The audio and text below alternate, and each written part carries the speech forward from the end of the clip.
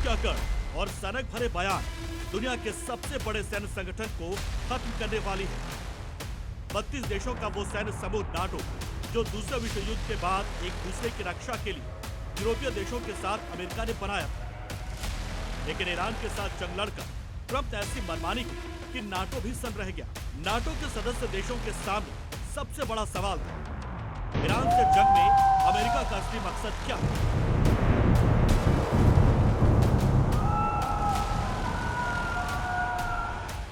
बस इसी सवाल पर नाटो के सदस्य देशों ने जंग में शामिल होने को लेकर हिचकिचाहट दिखानी शुरू की और कई देशों ने यह कह दिया कि हमारे लिए ईरान से जंग बेईमानी है।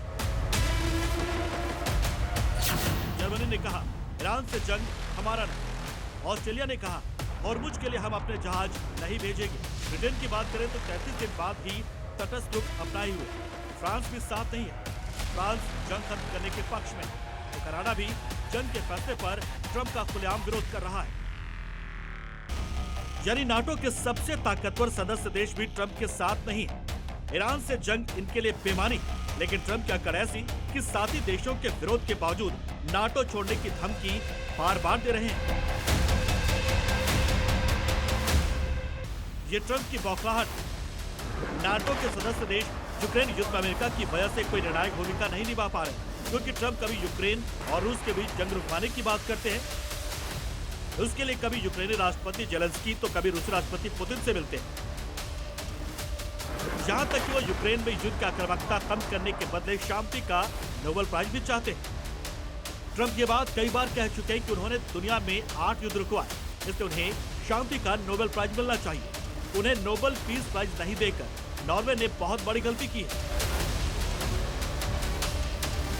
तो क्या आज वेनेजुएला में मिलिट्री ऑपरेशन से लेकर ईरान में फुल फ्लेज वॉर के रूप में दुनिया ट्रंप की इसी बौखलाहट का खामियाजा भुगत रही है? ट्रंप की गलत रणनीतियों पर इटली के पीएम ने जो तंज कसा, उसे साफ हो गया ट्रंप अपनी सड़क में पूरी दुनिया को बड़े संकट में धकेल चुके हैं। अब सवाल है कि इस संकट से नाटो के देश पहल क्या करेंगे? क्या नाटो के सदस्य देश ईरान के साथ खड़े होंगे? इसकी संभावना हालांकि ना के बराबर है, लेकिन कूटनीतिक स्तर पर ट्रंप का विरोध बहुत कुछ कह जाता है। लेकिन मौजूदा हालात में नाटो तो अमेरिका की किसी जंग में साथ खड़ा नहीं होने वाला। Bureau report, C media.